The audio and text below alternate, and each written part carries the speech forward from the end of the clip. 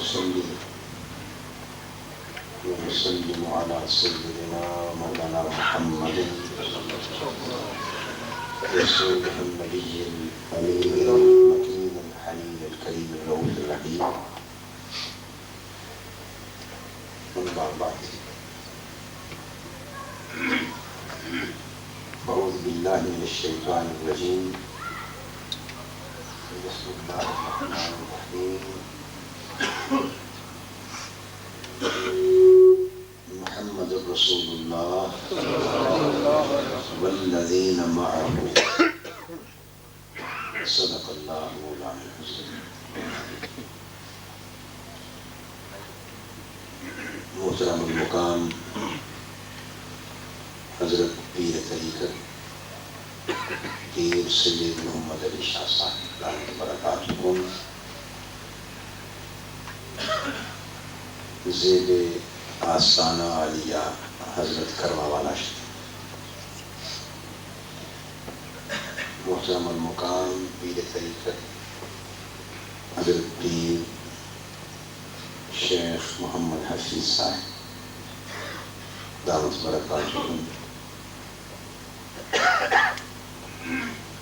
محترم مشائخ علماء کرام، معزز خواتین و حضرات اور عزیزان گرامی خاطر،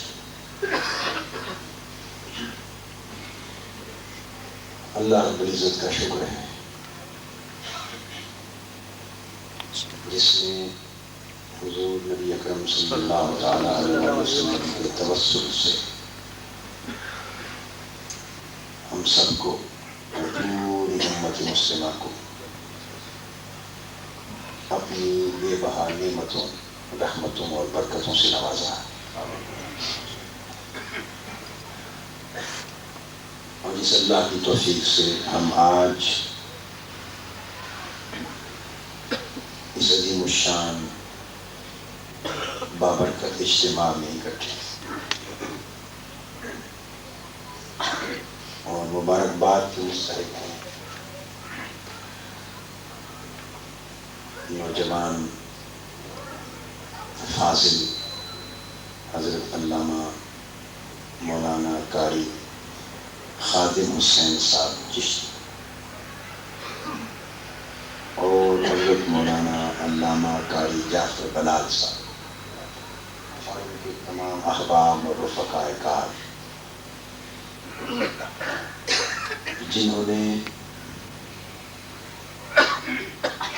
اور جن کی کوششوں سے اللہ رب العزت نے اپنا فضل و برکت سے آپ سب کو نوازا اور اس دیار کفر میں اتنے پر رونق ایمانی مرکز آباد کیے ہیں۔ ان کا جذبہ، محبت، اخلاص دیکھ کر اور جذبات کا اظہار سن کر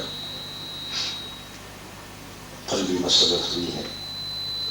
اللہ پاک انہیں استقامت عطا فرمائے اور ان کے نیک جذبات میں اور ان کی نیک مسائل خیر اور برکت پیدا فرمائے، اور آپ سب کے جذبہ ایمانی میں اللہ رب العزت بیش از بیش برکتیں فرمائے، اور دیار کفر میں اللہ پاک آپ کے اور آپ کی آئندہ نسلوں اور اولادوں کے ایمان کی حفاظت کا سامان فرمائے۔ میں یہاں پہنچا تو مجھے پتہ چلا کہ آج یہاں قرآن کانفرنس، پھر میں مسجد میں داخل ہونے لگا تو اشتہار پہ نظر پڑی، وہاں امام عالی مقام سیدنا امام حسین رضی اللہ تعالیٰ عنہ کا اسم گرامی پڑھا۔ میں نے یہاں بھی سمجھا شاید سیدنا امام حسین رضی اللہ تعالیٰ عنہ اور آپ کے مقام و مرتبہ یا آپ کی شہادت کے ذکر کے موضوع پر خطاب کرنا۔ ابھی میں نے مولانا قاری خادم حسین صاحب سے پوچھا موضوع کیا ہے، انہوں نے کہا قرآن کانفرنس ہے، امام عالی مقام کے حصال ثواب کے لیے منعقد کی ہے، موضوع جو چاہیں آپ چن لیں، آپ کی ثواب جیت پہ چھوڑ دیں۔ میرے اندر ایک خرابی ہے، تو میری کمزوری بھی ہے اور خرابی بھی ہے۔ اگر تو مجھے موضوع دے دیا جائے تو جو موضوع دیں گے پھر اس پر گفتگو ہوتی. اگر موضوع آپ مقرر نہ کریں، مجھ پہ چھوڑ دیں، تو میرا ایک ہی موضوع ہے. یوں آپ کا جی چاہے 1000 موضوع باری باری دیتے جائیں اور مسلسل دن میں 10-12 ہوتے جائیں، تو جو موضوع دیتے جائیں گے اللہ پاک چاہے گا تو اس پر خطاب ہوتے ہیں. وہ تو موضوع اگر آپ دیں، اگر مجھ پہ چھوڑ دیں اور 1000 خطاب کہیں تو موضوع ایک ہی رہے گا، مضمون بدلتے رہیں گے. اور وہ موضوع صرف تذکرہ ذات پاک محمد مصطفیٰ صلی اللہ علیہ وسلم. نعرہ تکبیر،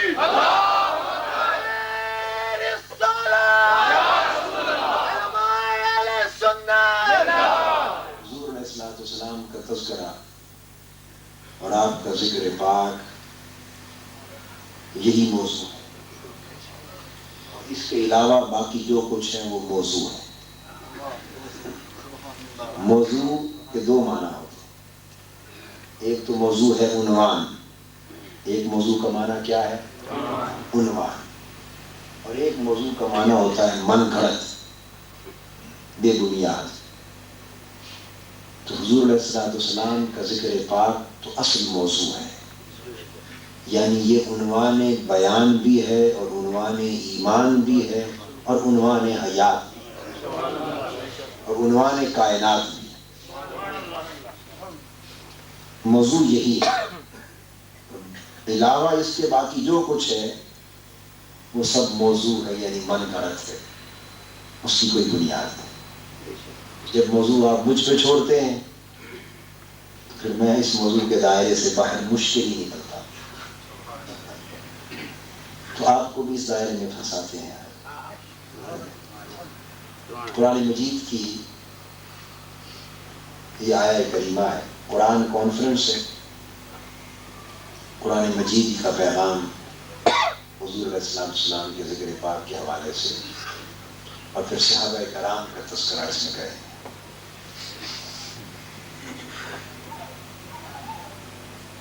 قرآن مجید میں اس آیہ کریمہ میں جس کے ابتدائی چند الفاظ میں نے موضوع گفتگو کے طور پر تلاوت کی ہے، اس میں پوری آیت کریمہ میں اللہ جل مجدہ نے صحابہ کرام کا ذکر فرمایا.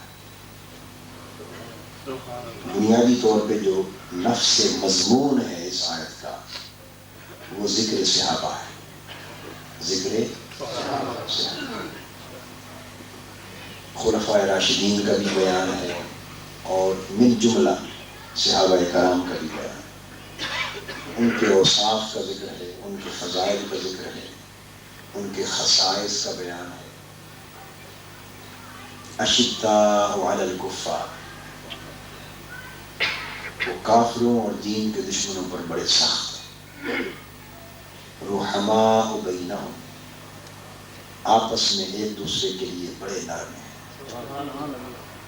تراہم رکعا سجدا، اور اے حبیب آپ ان کو ہر وقت اللہ کے حضور رکوع اور سجود میں جھکا ہوا دیکھیں، ہر وقت سجدہ ریزیاں کرتے رہتے. جب دیکھو ان کی جبینیں سجدوں میں جھکی ہیں، سجدوں میں ایسی لذت انہیں ملتی ہے کہ سر اٹھاتے ہی نہیں. یبتغون فضلا من اللہ ورضوانا، اور دن رات جو عبادتیں کرتے ہیں اور ریاضتیں کرتے ہیں، ایسا لگتا ہے کہ انہیں اللہ کی رضا کے سوا اور کچھ چاہیے ہی نہیں. ہر وقت اللہ کا فضل اور اللہ کی رضا تلاش کرتے ہیں. یہ اوصاف ہیں جو صحابہ کرام کے اس آیہ کریمہ میں بیان کیے گئے.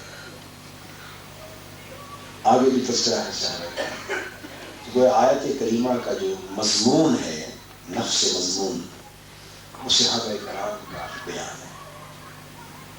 مگر صحابہ کرام کے بیان پر مشتمل مضمون کا عنوان کیا ہے؟ عنوان ہے محمد رسول اللہ صلی اللہ علیہ وسلم. میں نے کہا کہ ہر شے کا عنوان حضور ہے، ہر شے کا عنوان حضور صلی اللہ علیہ وسلم. بات یہیں سے شروع ہوتی اور یہیں پر آ کر ختم ہوتی.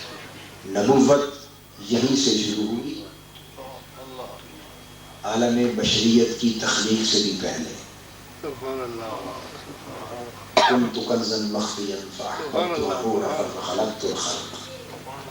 اللہ پاک نے جب خلق کو تخلیق فرمایا تو اس کی تخلیق کا نقش اول ذات مصطفیٰ. اور عالم ارواح میں كنت نبيا وآدم بين الروح والجسد. میں اس وقت بھی نبی تھا جب آدم علیہ السلام ابھی روح اور جسم کے ملاپ کے مرحلے میں تھے. ان کی تشکیل ابھی عمل میں نہیں آئی تھی. تو كنت نبيا تو میں اس وقت بھی فیض نبوت بانٹتا تھا. نعرہ تکبیر، نعرہ رسالت، نعرہ رسالت. وہیں سے شروع ہوا اور وہیں پر آ گیا سلسلہ نبوت. اسی حدیث پاک میں آپ نے فرمایا انا اول الانبیاء خلقا وآخرهم بعد. میں پیدائش میں سب انبیاء سے پہلا ہوں اور بعثت میں سب انبیاء میں آخر. میں نے عرض کیا کہ بات شروع بھی وہیں سے ہوتی اور ختم بھی وہیں سے ہوتی ہے. تو پہلا عنوان بھی حضور اور آخری عنوان بھی حضور. ابتدا بھی حضور اور انتہا بھی حضور. آغاز بھی حضور اور انجام بھی حضور.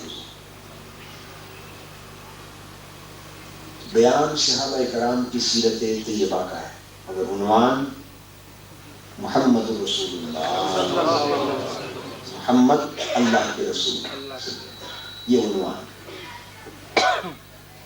یہاں سے پہلی بات تو یہ معلوم ہوئی کہ صحابہ کرام کا عنوان حیات بھی حضور تھے. قرآن مجید سے جو پہلی بات معلوم ہوئی کہ صحابہ کرام کی سیرت مبارکہ کا بیان ہو رہا ہے اور عنوان حضور علیہ السلام کا ذکر ہے. اس سے یہ اصول معلوم ہو گیا کہ حیات صحابہ اور سیرت صحابہ اور فضائل و خصائل صحابہ کا عنوان بھی حضور سے. قرآن مجید میں یہ مرکز محور ہے محمد اللہ کے رسول. یہ فرما کر اب آگے صحابہ کرام کا بیان شروع ہو گیا. ربط کیا ہے حضور علیہ السلام کے ذکر پاک میں اور صحابہ کرام کی زندگی کے احوال کے بیان میں ربط کیا ہے؟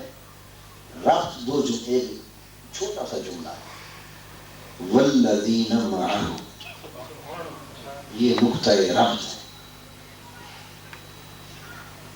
یہ حضور علیہ السلام کی ذات پاک ہے، اللہ کے رسول، یہ مرکز رسالت ہے، یہ منبع فیض رسالت ہے. ادھر صحابہ کرام کی حیات طیبہ ہے، یہ فیض دینے والے ہیں اور یہ فیض لینے والے ہیں. اور دونوں میں ربط کیا ہے؟ فرمایا والذین معہ. ربط یہ ہے کہ وہ جو لوگ ابھی اس کا ترجمہ اور مفہوم سمجھنے والا. والذین معہ، صحابہ کرام کا تعارف اللہ پاک کروانا چاہتے ہیں. سیدنا صدیق اکبر کا تعارف کروانا چاہتے ہیں. سیدنا فاروق اعظم کا تعارف کروانا مقصود ہے. سیدنا عثمان غنی کا تعارف کروانا چاہتے ہیں. سیدنا علی شیر خدا کا تعارف اور صحابہ کرام کا تعارف کروایا جا رہا ہے. کیا یہ کہہ کر یہ صحابہ بڑے عالم لوگ تھے؟ اس آیت کریمہ میں ایسا کوئی بیان بولیے. فضائل آئے ہیں مگر وہ تو فضائل کا بیان ہے، ان سے پہلے بھی ایک تعارف ہے ان کا. علم سے ان کے علم سے تعارف نہیں کروایا. یہ بڑے عمل والے لوگ تھے، اونچے عمل والے لوگ تھے. یوں تعارف، ابتدائی تعارف، پہلا جملہ جس سے صحابہ کرام کی شناخت کروائی، صحابہ کرام کی جماعت اور طبقے کی بطور طبقہ صحابہ کے بطور گروہ صحابہ کے، بطور جماعت صحابہ کے جس نقطے اور جملے سے پہچان کروائی، شناخت کروائی.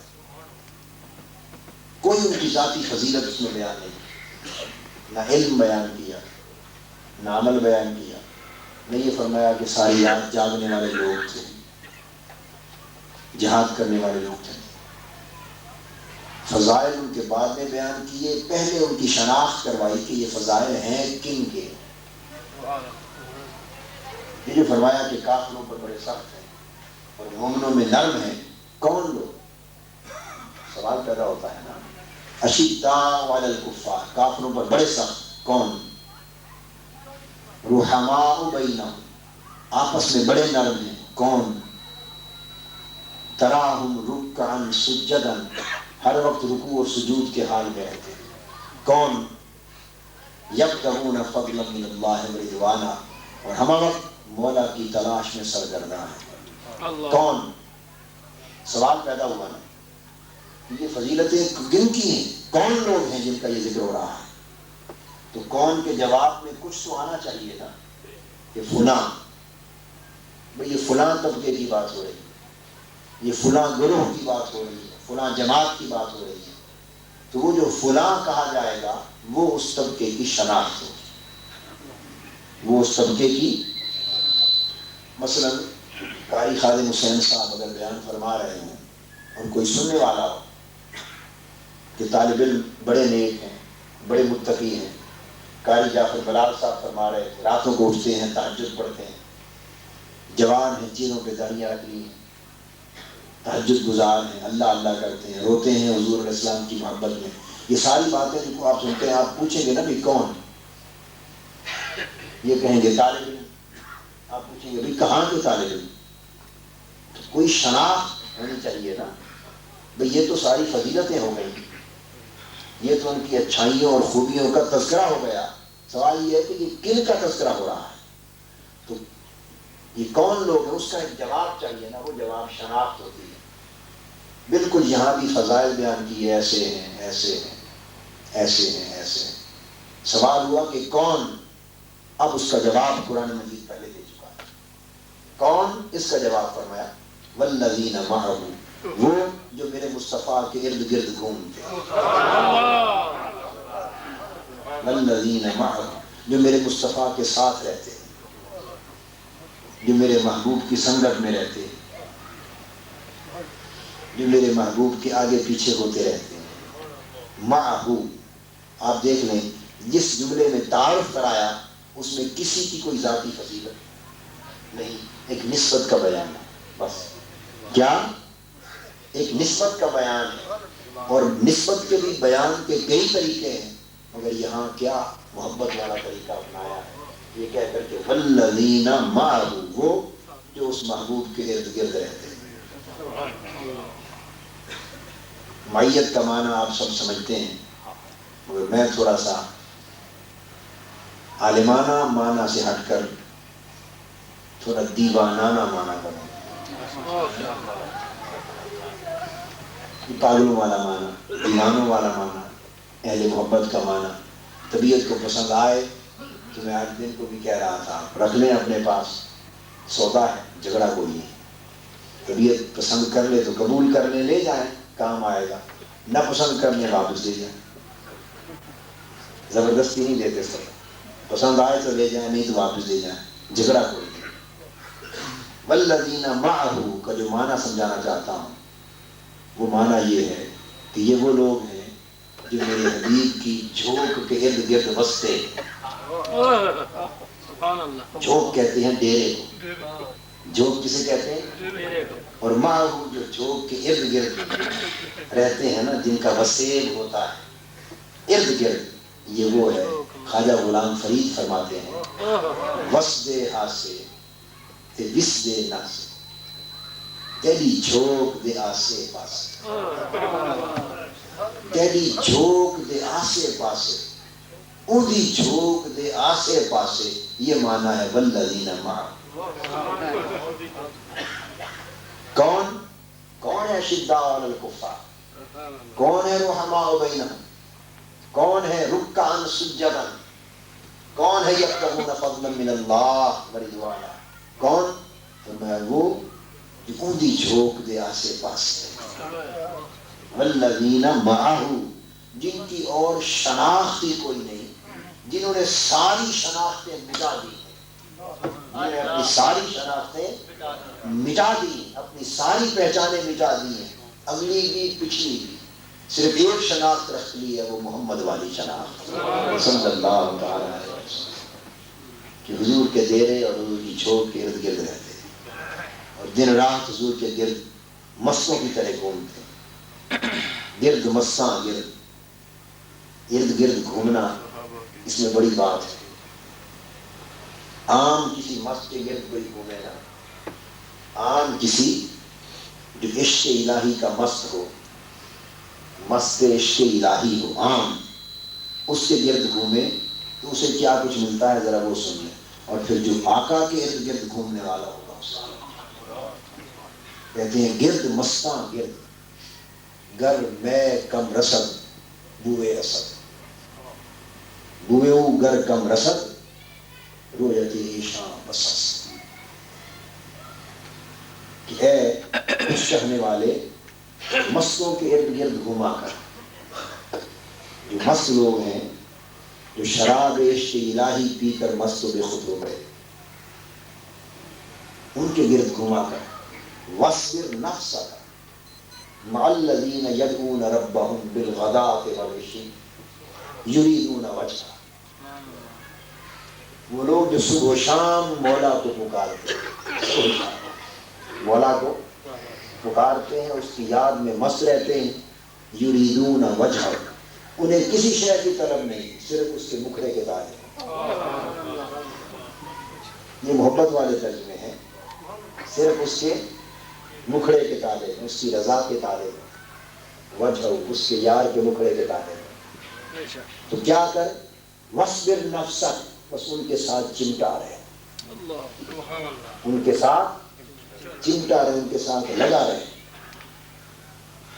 اپنی جان کو ان کی مجلس صحبت اور ان کی سنگت میں جمائے رکھ، وَلَا تَعْدُ عَيْنَاكَ عَنْهُمْ، اور آنکھیں ان کے چہرے پر ٹکائے رکھ، اپنی جان ان کی سنگت میں جمائے رکھ، وَلَا تَعْدُ عَيْنَاكَ عَنْهُمْ، اور آنکھیں ان کے چہروں پر ٹکائے رکھ، آنکھیں ان سے نہ پھیر، ترید زینت الحیات الدنیا، اگر تیری آنکھیں ان مستوں اور عاشقوں کی طرف سے ہٹ گئیں تو دنیا کا طالب بن جائے، ان کی سنگت اور ان کا تعلق تمہیں دنیا کی طلب اور دنیا کے حرص سے بچائے، کیا دنیا کی حرص اور دنیا کے کیا لالچ کا طالب ہے جو اپنی آنکھیں اور نگاہیں ان سے ہٹاتا ہے، تو یہ ان کے ساتھ چمٹا رہنا، عاشق ہیں اور مست و بے خود ہیں شراب عشق الہی میں، ان کے ساتھ جمے رہنے کی بات ہے، اور اب بات ہو رہی ہے گرد مستاں گرد، جو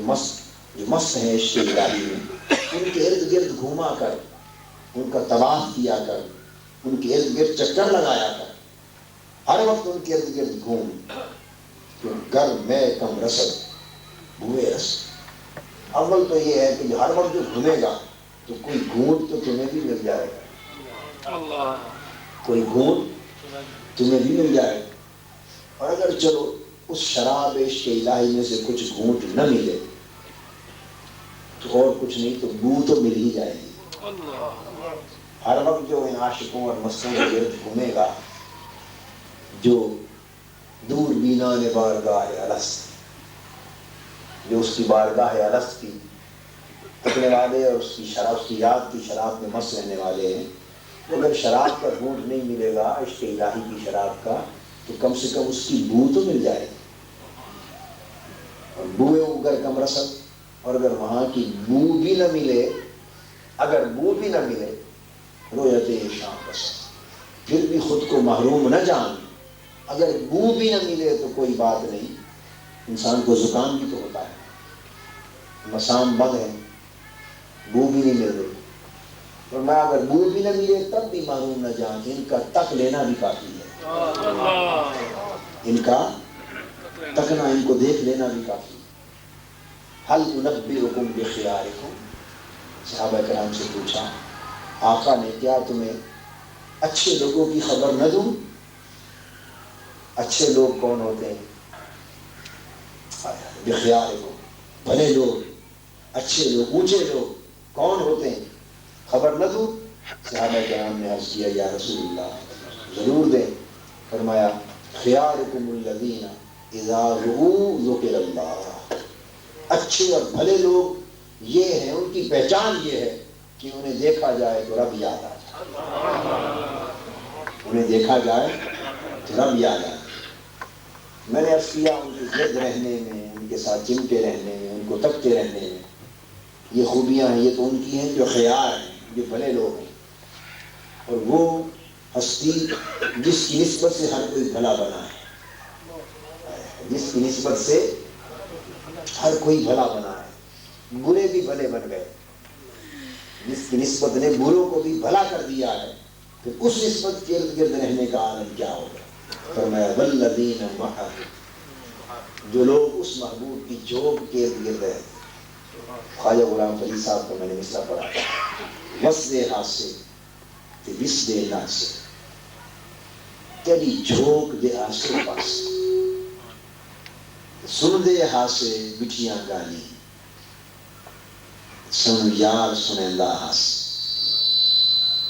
سن دے ہاتھ سے مٹھیاں گالی، سن یار سنیندہ ہاتھ۔ یہ تو اس کی جھوک کے ارد گرد بسنا اور ہر وقت اس کی میٹھی باتیں سننا اور یاد کو تکنا، یہ اس میں کوئی ذاتی فضیلت کا بیان نہیں، نہ علم کا بیان، نہ تقویٰ کا۔ میں نکتہ یہ سمجھانا چاہتا ہوں، وہ عالم بھی تھے مگر ان کی شناخت ان کے علم کی وجہ سے نہیں، وہ بڑے عامل بھی تھے مگر ان کی شناخت ان کے اعمال صالحہ کی وجہ سے نہیں، وہ ان کے ذاتی فضائل تھے، جس نے جتنی محنت کی اتنا درجہ پایا، مگر شناخت اس طبقے کی اس وجہ سے نہ تھی۔ وہ جہاد بھی کرتے تھے مگر ان کی شناخت جہاد کے عمل کی وجہ سے نہیں۔ وہ ساری رات کھڑے ہو کے عبادت کرنے والے بھی تھے، ساری رات قرآن مجید کی تلاوت کرنے والے بھی تھے مگر ان کی شناخت تلاوت اور جہاد اور قیام لیل کی وجہ سے نہیں۔ وہ مسلسل روزے رکھنے والے بھی تھے، ان کی شناخت اس وجہ سے بھی نہیں۔ یہ ساری خوبیاں فضیلتیں ان میں تھیں مگر کسی کی شناخت اس وجہ سے نہیں۔ شناخت ان کی یہ تھی، سمجھ لیں، شناخت ان کی یہ تھی کہ انہوں نے ساری شناختیں مٹا دی تھی۔ شناخت ان کی یہ تھی کہ انہوں نے ساری شناختیں مٹا دی تھی۔ پہچان ان کی یہ تھی کہ انہوں نے ساری پہچانیں مٹا دی تھی، اور وہ جو کچھ بھی تھے سب کچھ بھلا دیا تھا، اور صرف ایک پہچان رکھنی تھی، وہ یار والی پہچان۔ اپنی پہچانیں مٹا دی تھی، حضور کا عنوان لگا دیا، اپنی شناختیں مٹا دی تھی، حضور والی شناخت چسپاں کر لی تھی۔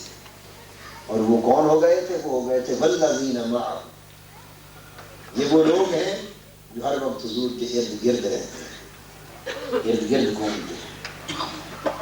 ایک ایسا وقت ہے کہ جب حضور علیہ السلام گھر سے باہر تشریف نہیں لاتے، بے وقت نہ صحابہ کرام حاضر ہوتے ہیں، اچانک آقا صلی اللہ تعالیٰ علیہ وسلم باہر تشریف لاتے، دیکھتے ہیں سیدنا فاروق اعظم رضی اللہ تعالیٰ عنہ کھڑے ہیں۔ وقت حضور علیہ السلام کے باہر آنے کا نہیں ہے اور نہ صحابہ کرام کے حاضر ہونے کا۔ اچانک حضور علیہ السلام باہر تشریف لائے، باہر آئے تو دیکھا وقت بھی نہیں تھا، سیدنا فاروق اعظم دروازے پر کھڑے، جھوٹ پر دیر لگا۔ پوچھا عمر یہ تو وقت نہیں ہے آنے کا، کیسے آئے؟ عرض کیا حضور کئی دنوں سے بھوکا تھا، بھوک کی شدت تھی، اس نے تنگ کیا، یار کا گھر تک لے آتے، بھوکا تھا، شدت ہوئی، تنگ کیا بھوک نے، ادھر آ گیا۔ تیری زندگی کے پھیرے، تیری گلی کے پھیرے میری زندگی کا حاصل، والذین معہ، تیری گلی کے پھیرے میری زندگی کا حاصل والذین معہ. اتنے میں سیدنا صدیق اکبر رضی اللہ تعالیٰ عنہ فرمایا ابو بکر تم کیسے آ گئے؟ کوئی وقت تو نہیں تھا آنے کا، ورنہ میرے بھی باہر آنے کی کوئی خبر تھی. انہوں نے کہا حضور بس جی چاہا حضور کو تکنے آ گیا. حالت ان کی بھی کئی دنوں سے دھوپ کی وجہ سے تھی، مگر یہ اخفاء میں رکھ گئے بات، حضرت عمر فاروق ظاہر کر گئے. وہ صاحب ذوق جلی تھے، یہ صاحب ذوق خفی تھے. ادھر مجاہدہ تھا، ادھر مشاہدہ تھا. وہ مقام مجاہدہ کے مالک تھے، یہ مقام مشاہدہ کے مالک تھے. اور مجاہدہ اور مشاہدہ میں فرق یہ ہوتا ہے کہ جب مشاہدہ ہو جاتا ہے تو بندہ چپ کر جاتا ہے، جب مشاہدہ ہو جاتا ہے تو چپ کر جاتا ہے. زنان مصر نہیں، جو مصر کی عورتیں بہت شور مچاتی تھی نا زلیخا کہ منڈی سے خریدے ہوئے غلام پر عاشق ہو گئے، شور مچاتی تھی نا، بڑا شور تھا. تو زلیخا کو کسی نے سمجھا دیا میں اللہ کی بندی یہ دلیلوں سے اب نہیں سمجھیں گی. جب لوگ تانے دیتے ہیں اور تنقیدیں کرنے پہ اور تانا زنی پہ آ جائیں تو دلیلوں سے، تانے والے لوگ دلیلوں سے نہیں سمجھ جاتے، تانے اور تنقید کرنے والے لوگ دلیلوں سے نہیں سمجھتے. تو کیسے سمجھاؤں؟ تو کہا میرے لیے تو عذاب بن گیا، مصیبت بن گئی. پورے مصر میں تہمت لگ گئی کہ منڈی سے بازار سے خریدے ہوئے ایک غلام یوسف کے عاشق ہو، کیا کروں؟ انہوں نے کہا جو تم نے چکھی ہے تھوڑی سی میں بھی چکھا دو، خود بخود چپ کر جائے گی. یوسف علیہ السلام کو بلایا، ان کو بٹھا دیا، چھریاں سیب پھل ہاتھ میں تھما دیے اور کہا کہ حضرت یوسف گزرے تم نے دیکھنا اور چھریوں سے کھا گزرے. فلما رأینہ اکبرنہ وقطعنا ایدیہم وقلنا حاشا للہ ما ھذا بشر. جب ان کی نگاہیں حضرت یوسف کے حسن پہ پڑی، حسن یوسف پہ پڑی، چھریاں چل گئیں، سیب گر گئے، انگلیاں کٹ گئیں، خون بہہ گئے اور کچھ ہوش نہ رہی. بس تکتی ہی رہ گئی، تکتی ہی رہ گئی اور زبان سے بے ساختہ کہہ اٹھی کہ خدا کی قسم یہ تو کوئی بشر لگتا ہی نہیں، یہ تو کوئی بشر نہیں، یہ تو کوئی نور کا پیکر ہے. چپ کر گئی. تو جب تک دیکھا نہ تھا چپ نہیں کرتی تھی، جب تک دیکھا نہ تھا چپ نہیں کرتی تھی. بس ایک نگاہ ڈال لی تو حضرت میر علی شاہ صاحب آئے، شعر کی کیفیت ہو گئی کہ کوئی مثل نہیں جھولن دی، کوئی مثل نہیں جھولن دی، چپ کر مہر علی اتنے جان نہیں بولن. نعرہ تکبیر، نعرہ رسالت، عاشقان مصطفیٰ. یہ جو جھگڑے مناظرے ہوتے رہتے ہیں نا، مناظرے جھگڑے، نور ہیں بشر ہیں، حاضر ناظر ہیں نہیں، علم ہے نہیں، نور ہے بشر ہے، کیا جتنے جھگڑے مناظرے یہ سب جھگڑے نہ دیکھنے کی باتیں، یہ سب جھگڑے نہ دیکھنے کی باتیں. جب تک نہیں دیکھا جھگڑے ختم ہی نہیں ہوتے اور ختم ہوگے بھی نہیں. جھگڑے ختم، یہ جھگڑوں کا علاج علماء کے پاس ہے ہی نہیں، یہ علاج ہی فقراء کے پاس، عاشقوں کے پاس، عاشقوں کے پاس. تھوڑا سا دیکھ لیں تو ساری بات سمجھ میں آ جاتی ہے، تھوڑا سا دیکھ لیں تو ساری بات سمجھ میں آ جاتی ہے. خیر یہ بات اور ہو گئی. میں عرض کر رہا تھا کہ پھر حضور علیہ السلام نے جب سیدنا صدیق اکبر کا بیان سنا، سیدنا فاروق اعظم رضی اللہ تعالیٰ عنہ کا سنا، والذین معہ سنجارات، جو ہر وقت ارد گرد رہتے ہیں، وقت ہو نہ وقت ہو گلی میں گھومتے رہتے ہیں. کیوں آئے؟ بھوک لگی ہے، ادھر آ گئے، پریشانی تھی حضور کے در پہ آ گئے. تو آپ نے دونوں کے بازو پکڑ لیے، فرمایا ابو بکر عمر آؤ، حالت میری بھی 3 دن سے ایسی ہے، حالت میری بھی ایسی. وہ تو آئے تھے مگر ان کی بھوک منعکس ہو گئی آقا پر، وہ تو نگاہ نبوت تھی نا. ان کا بیتابی کے عالم میں محض گلی میں کھڑے رہنا حضور کو گوارا. باہر نکل آئے، ساتھ لیا، کسی گھر لے گئے، وہاں بیٹھ کے کھانا کھلایا، خود بھی کھایا، دعا کی، واپس آ گئے. والذین معہ، دن ہو یا رات ہو، جیسے پروانے شمع کے گرد گھومتے ہیں، وہ لوگ جو حضور کے گرد گھومتے رہتے ہیں ان کو صحابہ کہتے ہیں. صحابہ کرام کی تعریف سنی، کیا تعریف ہو گئی؟ وہ لوگ جو حضور علیہ السلام کے ارد گرد گھومتے رہتے تھے، حضور کو تکتے تھے. اس حضور کا تکنا ہی صحابیت ایمان سے. ایک شخص میدان جنگ میں حضور علیہ السلام کے خلاف، لشکر اسلام کے خلاف جنگ کر رہا، کفر کی طرف اپنی سواری پر سوار ہے، آقا کے سامنے جو آیا حالت کفر ہے، نگاہ جو حضور علیہ السلام کے چہرے پاک پہ پڑی، سواری کے اوپر بیٹھے، پوچھنے لگا محمد ایک سودا کر، اگر میں کلمہ پڑھ کے مسلمان ہو جاؤں تو کیا دو؟ گھوڑے پر ہی بیٹھ سودا مانگتا، کوئی باندھ جائے، پھر وہاں تو سارے سودے موجود تھے. آقا نے فرمایا تو کلمہ پڑھ، جنت کا وعدہ کرتا ہوں، جنت میں. اس نے کہا وعدہ ہوا؟ فرمایا وعدہ. اس نے وہی کلمہ پڑھا، مسلمان. بس جو کلمہ پڑھا مسلمان ہو گیا. اب مسلمان ہونے کے بعد آرزو ہوئی کہ اپنے آقا کی قدم بوسی کر لوں. نیچے اترنے لگا قدم بوسی کے لیے، پاؤں پھسلا، وہی گردن کے بل گرا، جوان اور شہید ہو گیا. ایک نماز بھی مسلمان ہونے کے بعد پڑھنے کا وقت نہیں. کیا حج اور کیا کعبہ کا طواف اور کیا حجر اسود کے بوسے اور کیا ماہ رمضان کے روزے اور کیا قرآن مجید کی تلاوت، سب عمل بات. ایک نماز کا وقت بھی نہیں آیا، بس کلمہ پڑھا، ایمان کی نگاہ سے حضور کے چہرے پاک کو دیکھا، اور ابھی قدم بوسی چھو نہیں سکا جسد پاک کو، شہید ہو گئے. تو وہ والذین معہ کے زمرے میں آ گئے. بس دیکھا آقا کے چہرے پاک کو دیکھا ایمان کی حالت میں، والذین معہ کے زمرے میں آ گئے. ایک عمل سوائے آقا کو تکنے کے نہیں کیا، سوائے آقا کو تکنے کے ایک عمل نہیں کیا. اور رتبہ سیدنا غوث العظم شہنشاہ بغداد اور سلطان الاولیاء سے بھی بلند. سارے جہان کے اولیاء، قطب، ولی، غوث جمع ہو جائیں اور ان کے مرتبے جمع ہو جائیں تو وہ صحابی جو ایک نماز بھی نہیں پڑھ سکا اس کے رتبے سے بھی کم. سارا جہان ولایت اس کے برابر نہیں ہو سکتا. کیوں؟ وہ عمل بہت کیے تھے، تہجد زیادہ پڑھے تھے، مجاہدے زیادہ کیے، کچھ بھی نہیں کر سکتا. تو سارے ولایت کے رتبوں سے بھی وہ اونچا ہو گیا. کیوں؟ یک نگاہ ناز جانا قیمت ایمان. وہ ایک نگاہ سے، نگاہ محبت و نگاہ عشق سے آقا کا چہرہ تک لیا، بس ہر ایک سے اونچا ہو. کیا وجہ بن گئی؟ گڑبڑ ہو گئی، اونچی کیوں؟ تو میں عرض کر رہا تھا کہ صحابہ کرام کی پہچان، صحابہ کرام کی فضیلت، صحابہ کرام کے درجات، ان کی بلندی، بلند رتبہ، جو کچھ بھی ہے وہ اسی نسبت سے ہے کہ حضور کے ارد گرد رہنے والے، حضور سے پیار کرنے والے، حضور کو تکتے رہنے والے.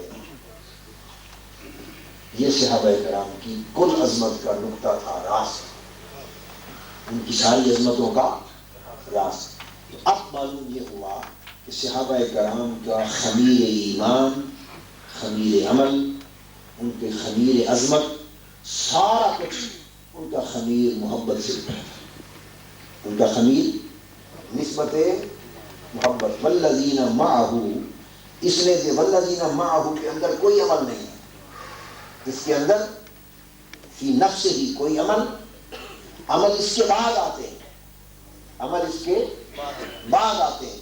بس جس نسبت نے انہیں صحابی بنا دیا اور نبوت کے بعد سارے جہاں سے اونچا بنا دیا، اسے بھی اتنی نسبت تھی، تیری کلی کے پھیرے. بس اتنی نسبت نے سارے جہاں سے اونچا کر دیا. تو یہ نسبت محبت ہے، اور یہ تعلق عشقی ہے. یاد رکھیں یہ لفظ، نسبت حبی ہے، نسبت بولیے نا، نسبت حبی، حب اور محبت کی نسبت ہے، اور تعلق عشقی. تو صحابہ کرام کا تعلق حضور علیہ السلام سے تعلق عشقی تھا. باقی سارے تعلق اس میں سے نکلے تھے. باقی سب نسبتیں اور تعلقات اور رشتے، اطاعت کے رشتے، اتباع کے رشتے، جہاد کے رشتے، عمل کے رشتے، پیروی کے رشتے، قربانیوں کے رشتے، اظہار کے رشتے، جتنے رشتے تھے اور جتنے مرتبے تھے وہ سارے اس تعلق عشقی کے خمیر سے اٹھے. اب اس تعلق عشقی کا تھوڑا سا تذکرہ کرتے ہیں صحابہ کرام میں سے، تھوڑا تذکرہ کرتے ہیں۔ بات قاری جعفر بلال صاحب نے حضرت بلال کی چھیڑی، انہی سے بات شروع کرتے ہیں۔ یہ تعلق عشقی کی، پہلے قرآن مجید کی بات پوری سنی، تعلق عشقی کی میں نے بات کی۔ اب اگلا حصہ اس آیت کریمہ کا اس کی تائید کرتا وہ کیا؟ اشداء علی الکفار، کافروں اور دین کے دشمنوں پر بڑے سخت، رحماء، اب ترتیب سنتے آئیے۔ پھر اس کے بعد فرمایا کافروں اور دین کے دشمنوں پر سخت، اس کے بعد اگلی فضیلت بیان فرمائی رحماء بینہم، اور آپس میں جو مومن ہیں ان کے لیے بڑے نرم ہیں۔ اور تیسری فضیلت تیسرے درجے میں فرمایا تراہم رکعا سجدا، آپ ہر وقت دیکھیں گے کہ رکوع و سجود کے حال میں رہتے ہیں۔ اور چوتھے درجے میں فرمایا یبتغون فضلا من اللہ ورضوانا، ہر وقت اللہ کا فضل اور اللہ کی رضا کے تلاش میں۔ چار چیزیں بیان کی، ذرا ترتیب دیکھیے۔ یاد رکھیں قرآن مجید کا کوئی بیان حکمت سے خالی نہیں ہوتا۔ یہ آپ کا اور میرا کلام نہیں ہے کہ جس چیز کو جی میں آیا پہلے کہہ دیا، جس کو جی میں آیا بعد میں کہہ دیا۔ یہ ہمارا کلام نہیں ہے، آگے انجن پیچھے لگا دیا، ڈبہ آگے کر دیا، ایسی بات نہیں۔ اللہ کا کلام ایک لفظ اور ایک حرف بھی آگے پیچھے ہے تو وہ بھی حکمت سے۔ اب سوال یہ ہے کہ اگر آپ کا میرا کسی کا کوئی تعارف ہم کرائیں اور اس میں مختلف خوبیاں ہوں، دین کے دشمنوں پر اور کافروں پر سختی کی خوبی بھی ہو، اڑا کے رکھ دے دین کے دشمنوں کو، یہ خوبی بھی پائی جائے، آپس میں مسلمانوں کے لیے بڑا رحیم کریم شفیق مہربان، یہ خوبی بھی ہو، سجدہ گزار، عبادت گزار، تہجد گزار، نیک متقی اور صالح ہو، یہ خوبی بھی ہو، اور اللہ کی رضا کا ہر وقت جویا، اور ہر وقت اللہ کی رضا اور اللہ کے فضل کا متلاشی ہو، اور سوائے اللہ کی رضا کے کسی اور چیز کی طلب ہی نہ رکھے دیں، یہ خوبی بھی ہے۔ اب آپ مجھے بتائیے، بالکل میں آپ کے کامن سینس سے سوال کرتا ہوں، کامن سینس، عام انسانی سوچ، سوال کرتا ہوں کہ اس کا تعارف کرایا جائے تو اللہ کا عبادت گزار بندہ ہونا پہلے یہ بھی ہے، ہر وقت اللہ کی رضا کا متلاشی ہونا بھی ہے، پھر مسلمانوں کے لیے بڑا رحیم اور کریم اور سخی وہ بھی ہے، اور پھر کافروں اور دین کے دشمنوں کے لیے سخت یہ بھی ہے۔ یہ ساری خوبیاں پائی جائیں اور تعارف کروانے لگیں تو سب سے پہلے آپ کون سی خوبی چنیں؟ بولیے، میں انڈیکیشن نہیں دیتا، بولیے، میں بالکل کوئی اشارہ نہیں کرتا، بات آپ پر چھوڑ دی، کامن سینس سے سوال۔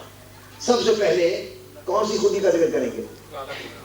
اللہ پاک کی عبادت گزاری کریں، تو یہ بڑا نیک عبادت گزار بندہ ہے۔ شاہ صاحب اسی طرح ہیں، ہر وقت سجدے کرتا ہے، عبادت کرتا ہے، تہجد نہیں چھوڑتا، کوئی قضا نہیں ہوئی تہجد کبھی، اللہ اللہ کرتا ہے ہر وقت۔ اور پھر کہیں گے، اور پھر مزے کی بات یہ کہ سوائے اللہ کی رضا کے کسی شے کی طلب نہیں، ایسی کوئی، تو آغاز اللہ والی خوبی کا کریں گے۔ یہاں اللہ سے تعلق ہے، پھر اس کے بعد مومنوں سے تعلق ہے، پھر کافروں سے تعلق، کہ کافروں سے معاملہ کیسا، مومنوں سے معاملہ کیسا، اور اللہ سے معاملہ کیسا۔ تو پہلے کس کا معاملہ بیان ہوگا؟ کوئی گڑبڑ ہو گئی، آواز پر ٹھیک تھی، تھوڑی کر دیا۔ پہلے کس کا معاملہ بیان کریں گے؟ اللہ کے ساتھ۔ ایک طریقہ ہے، طریقہ یہی ہے کہ پہلے بیان کیا جائے گا کہ اللہ کی عبادت اور بندگی میں ایسا ہے، اللہ کی رضا جوئی میں ایسا ہے، مسلمانوں کے ساتھ ایسا ہے، اور کافروں کے ساتھ جو کافر دین کا دشمن لٹ سے سر اڑا دیتا ہے، یہ سب سے آخر میں لائے، یہ سب سے آخر میں لائے۔ یہ ایک ترتیب ہے، کامن سینس بھی اس کو بیان کرتا ہے، ایک طبی فطری اصولی سی ترتیب۔ اب جو بات قابل توجہ ہے وہ یہ کہ قرآن مجید نے اس ترتیب سے انکار کرایا۔ اب کامن سینس تو یہ کہتا ہے کہ صحابہ کرام کا بھی جو اللہ سے معاملہ تھا نا، راتوں کو جاگ جاگ کے سجدے کرنا، عبادت کرنا، اطاعت گزاریاں کرنا، آہذاری کرنا، اور پھر اللہ کی رضا کا ہر وقت جویا رہنا، یہ باتیں پہلے بیان ہوتی، اس کے بعد پھر مسلمانوں کے ساتھ اس نے سلوک کا ذکر آتا، اور آخر پہ پھر کافروں اور دین کے دشمنوں کے ساتھ جو معاملہ تھا اس کا ذکر آتا۔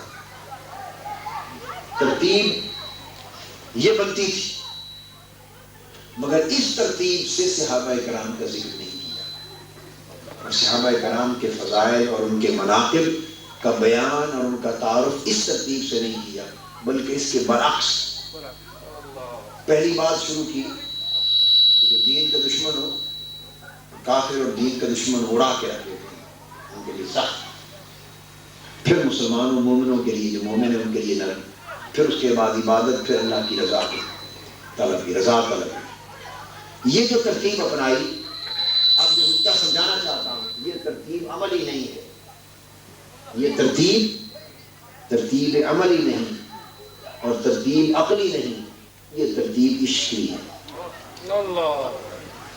نہ یہ ترتیب عقلی ہے، نہ یہ ترتیب نظری ہے فکر، نہ یہ ترتیب عملی ہے، بلکہ ترتیب عشقی۔ کیسے؟ عاشق میں اور کوئی خوبی ہو یا نہ ہو، جب کسی عاشق کا تعارف کرایا جاتا ہے، عاشق میں ذاتی خوبی کوئی اور کسی کے عاشق میں ذاتی کمال اور ذاتی خوبی اور ذاتی عظمت اور ذاتی عمل کے پہلو ہو یا نہ ہو، عاشق اس ایک خوبی کے بغیر عاشق بن نہیں سکتا۔ ساری رات عبادت کرے، ضروری نہیں عاشق ہوگا، بڑی کثرت سے صدقہ زکوٰۃ خیرات دے، ضروری نہیں عاشق کہلائے، لوگوں سے بڑا ہنس مکھ ہو کے ملے، رفیق نرم خوش اخلاق ہو، ضروری نہیں عاشق کہلائے۔ کوئی اور خوبی ہو یا نہ ہو، ایک خوبی کے بغیر کوئی عاشق بن نہیں سکتا، اور عاشق اس خوبی کے بغیر رہ نہیں سکتا۔ وہ خوبی کیا؟ کہ کسی نے محبوب کو میلی آنکھ دیکھا، اس کی آنکھ نکال دی۔ نعرہ تکبیر، نعرہ رسالت، اہل سنت، حضرت علامہ پروفیسر ڈاکٹر محمد طاہر القادری صاحب زندہ باد، منہاج القرآن زندہ باد، عاشقان مصطفیٰ۔ عاشق کی یہ خوبی ساری خوبیوں سے اونچی، وہ کہتا ہے عاشق لوگوں اور تو کوئی عمل مجھ میں ہو یا نہ ہو، مگر ایک سن لو، جس سے میرے محبوب کو میری آنکھ دیکھا چھوڑوں گا نہیں، اس کی آنکھ نکال دوں، جس نے زبان کھولی میرے محبوب پر، اس کی زبان بدھی سے نکال دوں گا، جس کا ہاتھ اٹھا میرے محبوب کی طرف، اس کے بازو کاٹ دوں گا، اور کوئی عمل ہو یا نہ ہو مگر محبوب کی طرف میری آنکھ بھی برداشت نہیں کروں گا۔ تو عاشقوں کی جب خوبیاں بیان کرتی ہیں تو ان کی خوبیوں میں پہلا تذکرہ اس خوبی کا ہوتا ہے، اور عمل والوں کی خوبیاں جب بیان کرتے ہیں تو وہ ادھر سے شروع ہوتی ہیں، اہل عمل کی خوبیاں ادھر سے شروع ہوتی ہیں، اور اہل عشق کی خوبیاں ادھر سے شروع ہوتی ہیں۔ فرمایا والذین معہ، جن کی پہچان اور جن کا ایمان اور ان کے ایمان کا خمیر ہی عشق مصطفیٰ سے اٹھا ہے، جنہوں نے ساری پہچانیں زندگی سے مٹا دی، جنہوں نے اپنی ساری شناختیں ختم کر دی، جنہوں نے ساری نسبتیں مٹا دی، کوئی قریشی ہے، کوئی عجمی ہے، کوئی عربی ہے، کوئی حبش کا ہے، کوئی روم کا ہے، کوئی کسی قبیلے کا ہے، یہ ہماری پہچانیں، وہ اپنی پہچان یوں نہیں کراتے، انہوں نے ساری پہچانیں مٹا کر ایک ہی پہچان رکھ لی ہے، وہی کون ہو؟ مصطفیٰ کے غلام ہے، مصطفیٰ کے غلام ہے۔ اور ان کی خوبی کیا ہے؟ اور خوبیاں کسی میں کم، کسی میں زیادہ، کوئی رات کو زیادہ جاگنے والا، کوئی کم جاگنے والا، کوئی روزے زیادہ رکھنے والا، کوئی کم، باقی خوبیاں کم و بیش ہیں، مگر ایک خوبی سب میں یکساں ہے، وہ جو مصطفیٰ کو میری آنکھ دیکھے اس کی آنکھ نکال دے۔ نعرہ تکبیر، نعرہ رسالت۔ عاملوں اور عاشقوں کی خوبیوں کی ترتیب مختلف ہوتی ہے، تو عاملوں کی خوبیوں کی ترتیب ادھر سے بیان ہوتی اور عاشقوں کی ترتیب کی خوبیوں کی ترتیب ادھر سے بیان ہوتی۔ تو قرآن مجید نے ان کا تذکرہ بھی نسبت عشقی سے کیا، صحابہ کرام کا تذکرہ بھی نسبت عشقی سے کیا، اور اب یہ جو نسبت عشقی ہے اس کا عالم کیا ہے؟ عالم یہ ہے، میں نے عرض کیا کہ حضرت بلال کا ذکر کریں، حضور علیہ السلام کا وصال ہوا، حضرت بلال رضی اللہ تعالیٰ عنہ کا دل اب حضور کے وصال پاک کے بعد مدینہ طیبہ میں رہنے کو نہ کرتا تھا۔ آپ نے مدینہ پاک چھوڑ کر دور کسی ملک میں جا کے رہنے اور آباد ہونے کا پروگرام بنایا۔ جانے لگے تو سیدنا صدیق اکبر رضی اللہ تعالیٰ عنہ نے روک لیا، تو میں بلال بھائی کیوں جاتے ہو؟ عرض کیا امیر المومنین اب یہاں ان گلیوں میں گھومنے کو دل نہیں کرتا، جہاں صبح و شام چلتے تھے تو آقا سامنے ہوتے تھے، اب حضور علیہ السلام کے وصال کے بعد یہ در و دیوار دیکھتا ہوں تو حضور نظر نہیں آتے، تو برداشت نہیں ہوتا، دور جا کے کہیں رہنا چاہتا۔ سیدنا صدیق اکبر رضی اللہ تعالیٰ نے فرمایا نہیں یہاں ہے، مسجد نبوی میں اذان دیتے رہنا۔ عرض کیا نہیں اب وہ اذان بھی نہیں کہی جائے۔ بہرحال مکالمہ ہوا، پھر اس کے بعد آپ تشریف لے گئے، دمشق جا کر آباد ہو گئے، کچھ عرصہ آباد رہے، رہائش رکھ لی۔ ایک عرصے کے بعد سوئے ہوئے حضور صلی اللہ تعالیٰ علیہ وسلم خواب میں تشریف لائے، دیدار عطا فرمایا اور پوچھا بلال کیا ہمیں ملنے کو جی نہیں کرتا؟ عرض کیا حضور بڑا کرتا ہے، تو میں پھر مدینے کیوں نہیں آتے؟ بس رخت سفر باندھا، تیاری کی اور دوڑ پڑے۔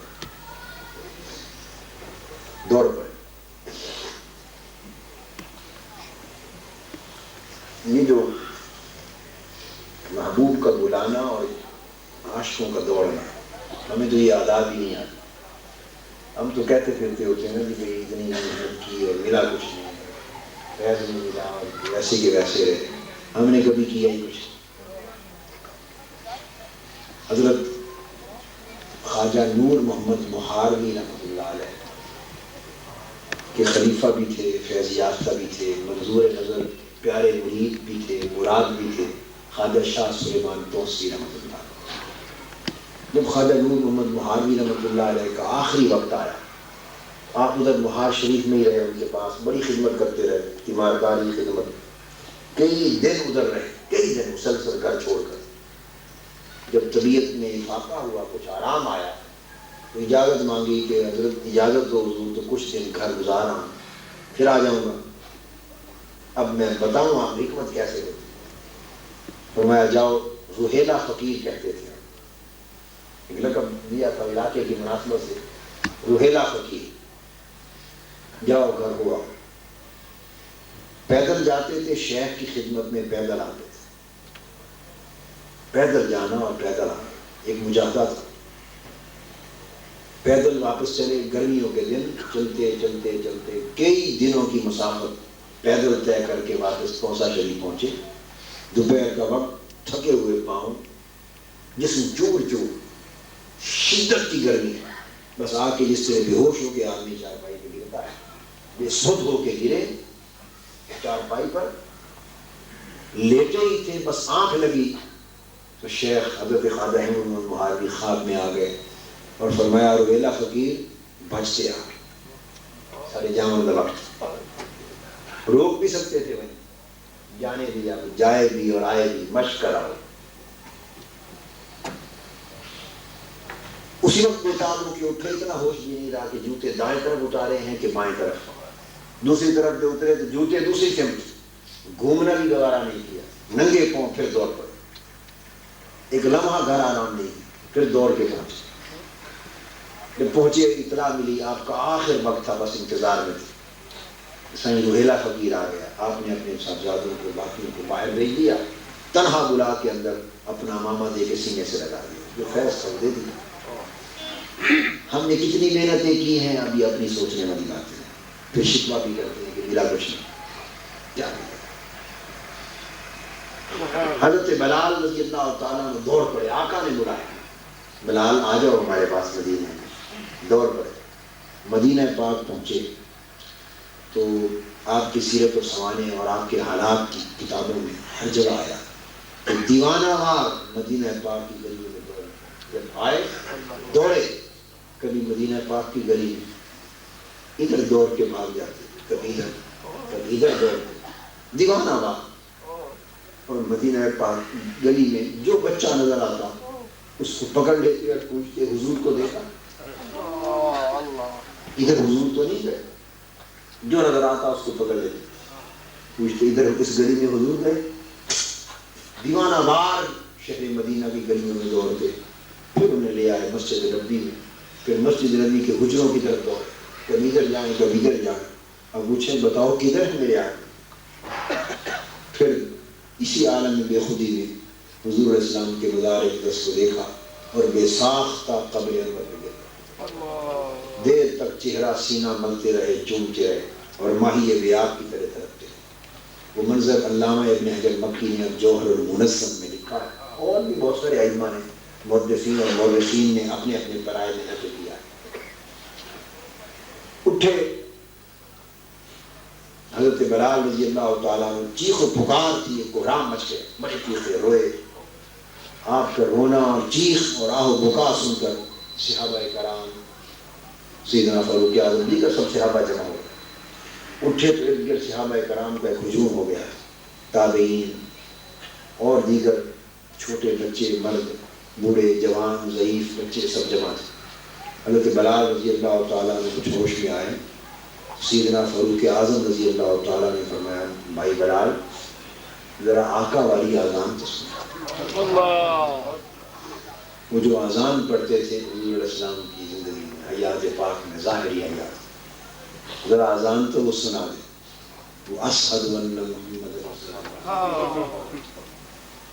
حضرت بلال رضی اللہ تعالیٰ نے اس نے لگے حضرت عمر فاروق کو کہ مجھ سے نہیں پڑھی جائے، معذرت کر، بڑا اصرار کیا صحابہ کرام نے معذرت کر، ممکن نہیں۔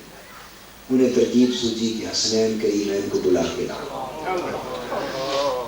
امام حسن اور امام حسین کو، شہزادوں کو، وہ کہیں گے تو ان کا کہنا نہیں ٹال سکے۔ حسنین کریمین کو بلایا گیا، آ گئے تو فرمایا، انہوں نے الفاظ ان کے آئے ہیں کہ چچا بلال ہمیں وہی اذان تو سنا دو جو نانا کے سامنے پڑھتے تھے۔ حضرت بلال رضی اللہ تعالیٰ عنہ سے نہ رہا گیا، اب صحابہ کرام کا ہجوم ہے، حسنین کریمین کھڑے ہیں، حضرت بلال نے اذان کہی، اللہ اکبر، بس آواز اذان کی بلند ہونا شروع ہوئی اور ارد گرد سسکیوں اور رونے کی آوازیں، اذان کے کلمات آگے بڑھتے گئے، ایک عجیب منظر تھا، آہیں، رونا، سسکیاں اونچی ہوتی گئیں، ادھر اشہد ان محمد رسول اللہ کے کلمہ پر پہنچے، حضرت بلال بے ہوش ہو کر زمین پہ گر پڑے، ایک چیخ نکلی اور بے ہوش ہو گئے، مجھ سے آگے نہیں بڑھ سکتے۔ اور کتابوں میں آیا ہے کہ شہر مدینہ میں اتنا کوہرام بپا ہوا کہ حضور علیہ السلام کے وصال کے بعد اس دن تک اتنا کوہرام نہیں ہوا، مرد و زن گھروں سے نکل آئے اور گلیوں میں ہجوم لگ گئے اور ہر طرف آہ و بکا کا اسلام۔ اذان جو حضرت بلال کی آواز گونجی نا تو حضور علیہ السلام کا منظر یاد آ گیا۔ یہ اس لیے بتایا، ایک نکتہ سمجھایا کہ تعلق عشقی تھا، تعلق عشقی تھا اور کیفیات عشق ظاہر ہوتی تھی، لوگوں کی نظر سے صحابہ کرام کی زندگی کا یہ گوشہ مخفی تھا۔ بالعموم صحابہ کرام کی حیات طیبہ اور سیرت مبارکہ کا یہ گوشہ تعلق عشقی والا مخفی، عمل سامنے، عقیدہ سامنے، جرأت سامنے، شجاعت سامنے، فضائل اور مراتب کے بیان سامنے، سب کو سامنے، وہ یہ کیفیات عشق مخفی۔ کئی کتابوں میں آیا ہے کہ سیدنا صدیق اکبر رضی اللہ تعالیٰ جب اداسی اور حضور علیہ السلام کی یاد زیادہ تنگ کرتی، مضطرب کرتی، پریشان کرتی اور یاد بڑی ستاتی، تو اس سے سیدنا فاروق اعظم کو یا صحابہ کو سیدنا صدیق اکبر رضی اللہ تعالیٰ ساتھ لے لیتے۔ آقا کی ایک دایا تھی، اس کا شوہر لوہار، بھٹی تھی لوہے کی، کام کرتے تھے، زندہ تھے، تو گھر میں اس بھٹی لوہے کی چلتی تھی، دھواں مچا رہتا تھا اور اندر کھڑا بھی نہیں ہو سکتا تھا۔ حضرت فاروق اعظم کو لیتے، کسی اور کو بھی ساتھ، اور لے کے فرماتے آؤ ذرا حضور کی دایا سے ملایا جائے. یہ کیا چیزیں ہیں؟ یہ سب کیفیات عشق. ان میں کوئی ایک عمل کا پہلو نہیں. عمل میں تو وہ پہاڑ تھے، عمل کی وسعتوں میں وہ سمندر تھے، عمل کی عظمتوں میں پہاڑ تھے، مگر آج موضوع وہ نہیں، موضوع تعلق عشقی ہے. عمل سارے اسی خمیر سے نکلتے تھے، تو عشق کی کیفیات میں غرق رہتے. تو گھر جا کے اندھیرا ہوتا یا دھواں ہوتا تو وہ ان کو دیکھ کے رو پڑتے اور وہ انہیں دیکھ کے رو پڑتے، ایک دوسرے کو تکتے رو پڑتے. وہ یاد آ جاتی محبوب، بیتے دل یاد آ جاتے، روتے رہتے. بس یہی آنسو بہانے کے لیے جاتے تھے، آنسو بہانے کے لیے جاتے. ایسا بھی ہوتا کہ کبھی کبھی حضور علیہ السلام کی یاد آتی.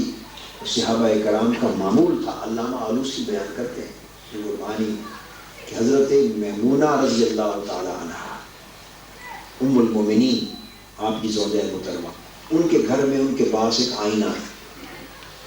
اس آئینے کو غلاف میں لپیٹ رکھتی تھی. کبھی کبھی آقا جب ان کے ہاں تشریف لے جاتے تو اس آئینے میں چہرہ پاک دیکھتے تھے. اللہ.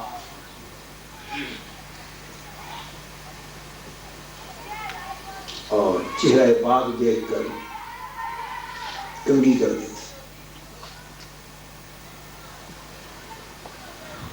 وہ آئینہ غلاف میں لپیٹ کے حضرت میمونہ نے اپنے پاس رکھا. صحابہ کرام جب بڑے اداس ہوتے حضرت میمونہ رضی اللہ تعالی عنہ کے ہاں جا کر عرض کرتے ام المومنین حضور علیہ السلام والا آئینہ تو دکھا. اور اس آئینے کو دیکھنے جا رہے، وہ لے آتی، غلاف اتارتی، اس آئینے کو دیکھتی. جو صحابی آئینے کو اپنے چہرے کے سامنے لاتا اس آئینے میں کسی صحابی کو اپنی شکل دکھائی نہ دیتی. سامنے اپنے رکھتا مگر چہرہ مصطفیٰ نظر آتا. اس آئینے میں چہرہ مصطفیٰ دیکھا. اب یہ تو ان نگاہوں کا کمال تھا یا عکس جمال مصطفیٰ کا کمال تھا کہ اس طرح جب حضور کی یاد آتی تو اس طرح فنا ہو جاتے عشق رسول میں کہ پھر ہر ایک کی پہچان بھول جاتی. جدھر دیکھتے حضور ہی نظر آتے. یہ تو یہ کیفیت ہوتی ہے. جگ میں آ کر ادھر ادھر دیکھا، تو ہی آیا نظر جدھر دیکھا. یا پھر عکس جمال مصطفیٰ کا کمال کہ جس آئینے پر بار بار آقا کا عکس پڑا اس آئینے میں اس عکس کو بھی حیات مل گئی. عکس کو بھی حیات مل گئی. عکس بھی مٹ نہیں سکتا. ارے آئینے پر جو آقا کے چہرے کا عکس پڑتا رہا تو عکس مٹ نہیں سکتا. تو خوش نصیب ہے وہ دل جن میں عکس جمال مصطفیٰ، جن دلوں میں آقا کا عکس رہے ان دلوں پر موت کیسے آئے گی اور وہ عکس کیسے مٹے گا. مگر شرط یہ ہے کہ دل میں آئینے میں ہو، دل کے آئینے میں ہو تصویر یار. جب ذرا گردن جھکائی دل کو وہ آئینہ بنانے کی ضرورت، حضرت میمونہ والا آئینہ بنانے کی ضرورت. سیدنا فاروق اعظم رضی اللہ تعالیٰ عنہ کی جرأت اور شجاعت کون نہیں جانتا.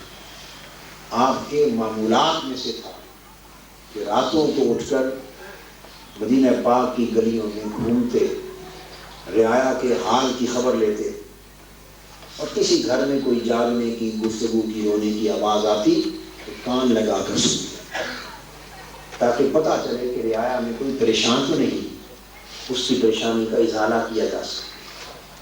سیدنا فاروق اعظم رضی اللہ تعالیٰ عنہ ایک رات کو گھوم رہے ہیں گلی میں، ایک گھر کے سامنے سے گزرے، اندر سے بڑھیا عورت کے رونے کی آواز آئی. قریب گئے، دروازے سے کان لگایا، وہ گنگنا رہی ہے، شعر پڑھ رہی ہے اور ساتھ رو رہی ہے، اور شعر فراق رسول میں، ہجر رسول میں شعر سن لیے اپنے کانوں سے. جب یہ معلوم ہو گیا کہ حضور علیہ السلام کے ہجر میں رو رہی ہے بڑھیا اور آقا کے فراق میں رو رہی ہے اور شعر پڑھ کے گنگنا رہی ہے تو بات تو پوری ہو گئی. اب چاہیے تھا نا کہ آگے چل پڑے. اب یہاں عقل والوں اور عشق والوں کا تھوڑا سا موازنہ کرتے. اگر عقل والوں سے پوچھو اور فتویٰ والوں سے پوچھو تو عقل اور فتویٰ دونوں یہی کہتے ہیں کہ رعایا کی خبر گیری کے لیے نکلے تھے، جب کانوں سے سن لیا کہ کوئی مالی اور معاشی پریشانی نہیں بلکہ حضور کے ہجر اور فراق اور آقا کی یاد میں رو رہی ہے، گنگنا رہی ہے، شعر پڑھ رہی ہے، اب وہاں کھڑے رہنے کا کوئی جواب.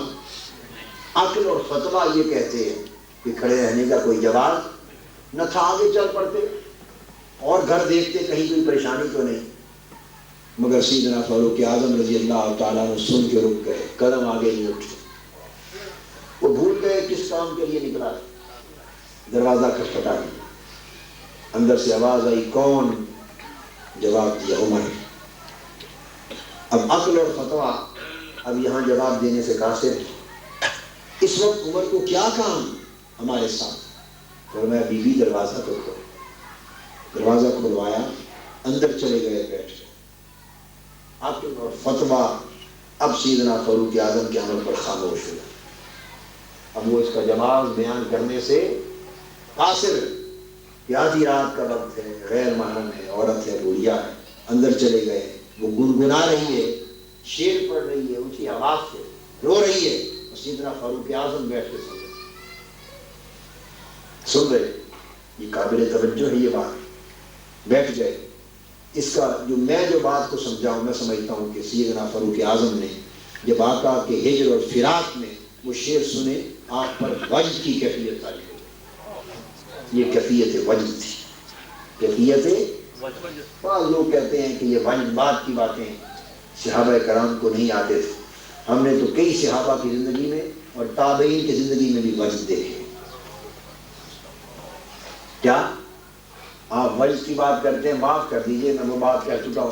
پسند آئے لے جائیں، نہ پسند آئے واپس چھوڑ جائیں. میں پابند صرف سند پیش کرنے کا ہوں. سند پوچھیں تو بتا دوں. خالی وجد کی بات کرتے ہیں. ہم نے رقص بھی دیکھے، رقص بھی دیکھے، اور مطالعہ نہیں نہ کرتے. ہم سے فتووں کی لفظ لے کے دوڑتے ہیں، زور لگاتے ہیں برا بھلا کہنے جھگڑا کرنے پر، مطالعہ نہیں کرتے. سیدنا فاروق اعظم رضی اللہ تعالیٰ نے بیٹھ اور فرمایا اس خاتون سے، بی بی وہ شعر ذرا دوبارہ پڑھنا جو پڑھ رہی تھی. اس نے شعر پڑھے پھر، اور سیدنا فاروق اعظم رضی اللہ تعالیٰ نے وہ شعر سنے. اشعار کیا تھے؟ اشعار میں مضمون یہ تھا کہ بے شک موت حق ہے اور موت کے اسباب بھی بہت ہیں. اس نے حضور علیہ السلام کو ہم سے جدا کر دیا. میں غموں میں رو رہی ہوں، پریشان ہوں. کاش مجھے کوئی آ کے یہ بتا جائے، اور اتنا بتا جائے، یقین دلا جائے کہ میں بھی جب مر جاؤں گی تو مرنے کے بعد یہ ہجر کی گھڑیاں ختم ہو جائیں گی، آقا سے ملاقات ہو جائے گی. کاش کو اتنا بتا جائے کہ یہ موت مجھے حضور کے قریب کر دے، حضور سے ملا دے. کوئی اتنا بتا جائے تاکہ مجھ پہ مرنا تو آسان ہے. جب یہ مصرع پڑھا، سیدنا فاروق اعظم رضی اللہ تعالیٰ عنہ پر بے ساختگی اور وارفتگی کی کیفیت طاری ہو گئی، اور بول اٹھے بے ساختہ، خاتون ذرا چپ کر اور خدا کے لیے اس مصرے میں ذرا ترمیم کر، اور تنہا اپنا نام نہ لے، یوں کہہ کہ ساتھ عمر کو بھی ساتھ بتا، میرا نام بھی ساتھ لے. اور کاش مجھے اور عمر کو دونوں ہجر میں فراق میں مارے مارے پھرتے ہیں، کوئی اتنا بتا جائے کہ موت ہمیں حضور سے ملا دے، میرا نام ساتھ لے کے سنا. تو آپ کی سیرت کی سوانح کی کتابوں میں اتنا واقعہ تو آیا ہے. مگر اس کے بعد قاضی سلیمان منصور پوری جو رحمت للعالمین کے مصنف ہیں، انہوں نے کسی کتاب سے اس روایت کو تھوڑا آگے اضافے کے ساتھ لکھا ہے. وہ بیان کرتے ہیں کہ حضور علیہ السلام کے ہجر، فراق اور عشق کی اس کیفیت نے اتنا اثر کیا سیدنا فاروق اعظم رضی اللہ تعالیٰ عنہ پر کہ بخار ہو گیا آپ کو عشق رسول اور فراق رسول کے تصور میں، اور کئی دن بستر پہ پڑے رہے. بستر پہ پڑے رہے. لوگ عادت کرتے ہیں. آپ اندازہ کر لیں کہ یہ کیفیات عشق تھی، یہ غلبہ عشق تھا، یہ غلبہ حال تھا. والذین معہ کی عملی تصویر تھے. ہجر کی بات آ گئی، حضور کی یاد کی بات آ گئی، بخار ہو گیا، ہجر اور فراق کی بات آ گئی، بستر پہ گر پڑے۔ اور کئی بار کبھی آیات خشیت آتی، تلاوت کرتے کرتے، نفل پڑھتے پڑھتے آیات خشیت، آیات آخرت آتی، چیخ اٹھتے، رو پڑتے، گر جاتے، اور سیدنا فاروق اعظم رضی اللہ تعالیٰ عنہ جیسے جبھی کئی بار بے ہوش ہو کے گر پڑتے، اور 3 دن بستر کے پڑے رہتے، لوگ عیادت کرتے۔ یہ کیفیات اور غلبہ حال کا حال۔ حضرت عمر بن عبدالعزیز رضی اللہ تعالیٰ عنہ کی سیرت و سوانح کو پڑھیے، ان کے ہاں اجتماعی رونے کی مجلس منعقد ہوتی۔ حضرت عمر بن عبدالعزیز، لوگوں نے ان کے اور رنگ پڑھے اور دیکھے ہیں، مگر یہ کچھ اور رنگ بھی ہیں جو نہ زیادہ بیان کیے گئے، نہ زیادہ لکھے گئے، نہ زیادہ جانے گئے۔ اس لیے مغالطے ہو گئے کہ یہ سب چیزیں صوفیاء نے بعد میں کری ہیں۔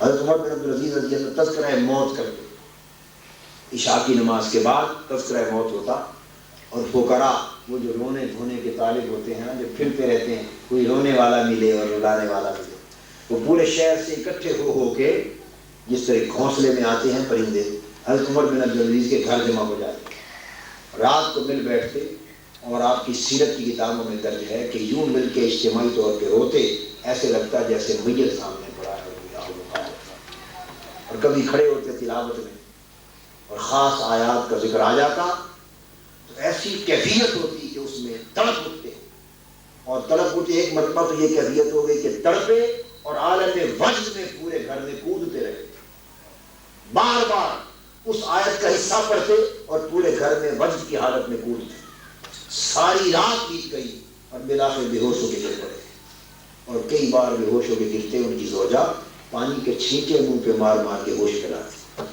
یہ حال ہے حضرت عمر بن عبدالعزیز کا، جو 5ویں خلیفہ راشد کہلاتے۔ جانا آپ نے کبھی ان کا یہ حال؟ جی وہ دوسرے رنگ نہیں پڑے ہیں صرف، یہ رنگ صحابہ کرام اور تابعین میں بھی کثرت سے تھے، کیفیات عشق بے پناہ تھی۔ تو سیدنا فاروق اعظم رضی اللہ تعالیٰ عنہ کی میں نے بات، اور اس عشق نے اس درجے پہنچا دیا تھا عمل کی اطاعت میں کہ مثلا حضور علیہ السلام سے مجلس میں سنا سیدنا صدیق اکبر رضی اللہ تعالیٰ عنہ کہ اگر آدمی چپ رہے، جو اپنی زبان کو نہ کھولے زیادہ گفتگو میں، خاموش رہے تو اللہ پاک اس کے دل میں حکمت پیدا کرتا ہے، اور خاموش رہنے میں برکت۔ بس اتنی بات جو سنی، گھر آ کے سنگریزے پتھر کی کنکریاں چنی، منہ میں رکھی اور خلافت کے کام پہ چلے گئے۔ منہ میں پتھر اور سنگریزے، کسی نے پوچھا امیر المومنین پتھر سنگریزے منہ میں رکھے ہیں، زبان زخمی ہو جائے گی کیا؟ فرمایا میرے آقا نے جو فرمایا ہے کہ چپ رہنے میں برکت ہے، تو میں ڈرتا ہوں کہیں بے خیالی میں بول نہ بیٹھ، حضور کے فرمان کی برکت لینا چاہتا ہوں، سنگریزے رکھ لیے منہ میں، اگر بے دھیانی میں بھی بات ہوئی تو زخم ہو گئے تو خود بخود زبان چپ ہو جائے۔ یہ چیزیں محض اطاعت سے نہیں آتی جب تک اتباع عشق خلیل سے نہیں، یہ چیزیں جب تک عشق خلیل سے جنم نہ لے تعلق، اس وقت تک ایسی اتباع نہیں۔ شیخ فرید الدین عطار فرماتے ہیں کہ جب سیدنا فاروق اعظم اور سیدنا علی شیخ خدا رضی اللہ تعالیٰ عنہما دونوں حضرت خواجہ اویس کرنی رضی اللہ تعالیٰ عنہ کی ملاقات کے لیے، اور حضور علیہ السلام نے فرمایا ملاقات کرو گے میرا سلام بھی کہنا میرے اویس، میرا تحفہ بھی دینا جوتا، اور میری طرف سے پیغام بھی دینا اویس میری طرف سے کہ میری امت کے لیے مغفرت کی دعا بھی کرو۔ یہ خطبہ کیوں ملا تھا؟ صحابی بھی نہیں ہے، 20 سال زندہ رہے، مگر یہ خطبہ کہ نہ دیکھا نہ ملے، مدینہ پاک میں بیٹھ کر صحابہ کی مجلس میں ایک ایسے کا تذکرہ ہوتا ہے جو صحابی بھی نہیں، حضرت اویس کریں، یہ عشق نے اس مرتبے تک پہنچا دیا۔ حضرت سلطان عارفین سلطان بہو فرماتے ہیں کہ غوث کتب سب اڑے اڑے رے، عاشق جان پرے رے، غوث کتب سب اڑے اڑے رے، عاشق جان پرے رے ہو، جس منزل تھی عشق پہنچاوے اتے غوث نہ پاندے پھیرا پھیرے۔ کہ غوث نہ پامن پھیرے ہو، جہاں عشق پہنچا دیتا ہے وہاں غوث کو اس منزل کی خبر ہے۔ صحابہ کرام کی کیفیات عشق غلبہ حال، خلفائے راشدین میں سے ہر ایک اپنے حال عشق میں ایک دوسرے سے بڑھ گئے۔ سیدنا عثمان غنی رضی اللہ تعالیٰ، وہی واقعہ حدیبیہ کے موقع کا 6 ہجری کا، جب حضور علیہ السلام اپنا سفیر بنا کے مکہ بھیجتے، کفار اور مشرکین مکہ انکار کر دیتے ہیں کہ اس سال حج ممکن نہیں، واپس چلے، مگر عثمان تم چونکہ آ گئے ہو، حرم کعبہ سامنے ہے، کعبہ سامنے ہے، تمہیں اجازت ہے، چونکہ آئے ہو 6 سال کے بعد، تو طواف کعبے کا کرو، طواف کر کے جاؤ۔ سیدنا عثمان غنی رضی اللہ تعالیٰ عنہ فرماتے ہیں نہیں، یار ساتھ نہ ہو تو طواف کا مزہ ہی کیا، حضور کے بغیر طواف نہیں کرو۔ اب علماء کرام تشریف فرمائیں، ہے کوئی مسئلہ کسی درجے کا کہ حضور علیہ السلام ساتھ نہ ہو تو طواف جائز نہیں، حضور علیہ السلام ساتھ نہ ہو تو طواف جائز نہیں، آقا کے بغیر طواف نہیں کیا جا سکتا، کوئی مسئلہ نہیں۔ 6 سال بیت گئے کعبے کو دیکھے ہوئے، ان اہل ایمان کی اور صحابہ کی حالت کیا ہوگی؟ 6 سال کے بعد کعبۃ اللہ دیکھنے کو ملا اور موقع ملا ہے، اور کہا جا رہا ہے کہ چلو آپ تو طواف کر لیں، اور شریعت میں ممانعت نہیں کوئی کہ طواف کر کے جائیں، اور یہ بھی علم ہے کہ اگر حضور علیہ السلام کو بتایا تو آقا خوشی ہوں گے کہ چلو عثمان تم تو طواف کر رہا ہے، مبارک ہے، تم مبارک ملے گی، منع نہیں فرمائیں گے، نہیں پوچھیں گے میرے بغیر کیوں طواف کر لیا، سب کچھ پتا ہے۔ تو مسئلہ اور فتویٰ اجازت دیتا ہے کہ طواف کر لو، عشق روکتا ہے کہ نہیں، یار کے بغیر کیا کرو۔ نعرہ تکبیر، نعرہ رسالت، عاشقان مصطفیٰ، پروفیسر طاہر القادری۔ میرا نعرہ کیا لگا، نہ 3 میں نہ 13 میں، تو عشق اجازت نہیں دیتا کہ طواف کر لیا، چھوڑتے ہیں طواف واپس چھوڑا۔ وہ کیفیتیں بھی آپ نے صحیح بخاری میں دیکھی ہے، الادب المفرد میں، حدیث کی بہت ساری کتابوں میں درج، وہ حدیبیہ میں جب کافروں نے اپنا سفیر بھیجا، یہ عثمان غنی تھے ادھر کے سفیر، اب کافروں نے بھیجا کہ دیکھو تو صحیح حال کیا ہے مسلمانوں، جنگ کریں یا نہ کریں، ابھی تول رہے تھے، اس نے کہا خدا کے نام جنگ نہ کرنا، میں نے وہ حال دیکھا ہے حضور کے غلاموں کا کہ جو دنیا کے کیسر و کسرا تک کسی بادشاہ کے درباریوں اور اس کے پیروکاروں کا وہ حال نہیں۔ اس مجلس میں بیٹھتے ہیں، آقا بولتے ہیں تو ہم گوش ہو کے سنتے ہیں، جی بھر کے نگاہ اٹھا کے چہرے کو کوئی نہیں تکتا، سر جھکا کے بیٹھے رہتے ہیں جیسے سروں پر پرندے ہو۔ اور پھر حضور علیہ السلام کو میں نے آنکھوں سے دیکھا، لعاب دہن مبارک، تھوک مبارک اگر کہیں کسی موقع پر گراتے ہیں تو صحابہ کرام لپک کر لعاب دہن کو اٹھا کر چاٹ دیتے ہیں، کو ماتھے چہرے پر پھیر دیتا ہے، ناک مبارک صاف کرتے ہیں آقا، اس کی تری اٹھا کے چہرے اور سینے پہ پھیر لیتے ہیں، اور جس صحابی کو وہ ذرہ نہیں ملتا وہ صحابہ کے ہاتھوں سے ہاتھ رگڑ کے اپنے چہروں کو پھیرتا ہے، حجامت کرواتے ہیں تو ارد گرد پروانوں کی طرح کھڑے ہو کے بال اٹھا لیتے ہیں، ایک بال زمین پہ نہیں گرنے دیتے، آقا وضو کرتے ہیں تو ایک قطرہ وضو کا زمین پہ نہیں ملتا۔ یہ صحابہ کا یہ چیزیں، یہ اطاعت اور اتباع کے درجے میں ہے، یہ عشق کے درجے میں، اس میں کون سی اطاعت ہے؟ کیا حضور علیہ السلام کا حکم تھا کہ ایسا کیا جائے؟ کیا حکم تھا کہ ایسا کیا جائے؟ یہ اطاعت اور اتباع کا درجہ نہیں ہے، بہرحال اتباع میں آتا ہے، وہ ایک الگ باب ہے، اتباع کے موضوع پر گفتگو کی جائے تو پھر آپ سمجھ جائیں گے اس میں آتا ہے، لیکن اطاعت کے کسی درجے میں نہیں، یہ درجہ عشق کی بات ہے۔ دور بیٹھا ہمارے نیل اس سے، عشق بن یہ ادب نہیں آتا۔ عشق ان کا استاد تھا، عشق ان کے ایمان کا خلیل تھا، اس عشق سے کیفیت پیدا ہوئی۔ سیدنا عثمان غنی رضی اللہ تعالیٰ وضو کر کے اٹھے، کوئی شخص پاس نہیں، اکیلے تنہا کھڑے ہو کے مسکرانے لگے، ہنسنے لگے۔ بعض صحابہ نے پوچھا سیدنا عثمان غنی رضی اللہ تعالیٰ عنہ امیر المومنین کیا وجہ، نہ کوئی شخص قریب، نہ کوئی گفتگو، نہ کوئی موقع، نہ مال، اکیلے تنہا مسکرا رہے ہیں، فرمایا مجھے وجہ سے کیا غرض، مجھے تو اتنا یاد ہے کہ ایک روز یہاں حضور علیہ السلام کو کھڑے ہو کے مسکراتے دیکھا تھا، میں تو یار کی یاد تازہ کر رہا. یہ ہے اتباع. حضرت عبداللہ بن عمر رضی اللہ تعالیٰ اپنی اونٹنی لے کر ایک ننگے میدان میں اونٹنی کو گھما رہے ہیں. کسی نے پوچھا اس کو کیوں گھمائے جا رہے ہیں، کیا وجہ ہے؟ ہمارے ہم وجہ کو دیکھنے والے لوگ ہی نہیں، بس اس لیے گھمائے جا رہا ہوں اور کچھ نہیں پتا. ایک مرتبہ آقا کو دیکھا تھا اپنی سواری کو میں یہاں گھمایا تھا، مجھے کیا خبر تھی رکوع کی. میں یہودی عالم ہوں، کس کام آئے ہو؟ اس نے کہا میں ان کی زیارت کرنے آیا ہوں اور انہیں تک کر کلمہ پڑھنے آیا ہوں. میں نے اپنی کتابوں میں ان کا ذکر پڑھا، میرے دل نے گواہی دی کہ یہی وہ سچے رسول. میں چاہتا ہوں ان کی زیارت کروں اور کلمہ پڑھوں.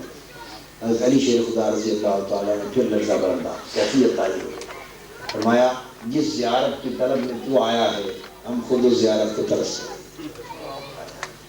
کتنا عشق بڑھ گیا، ہم تو خود اس دیدار کو ترس گئے.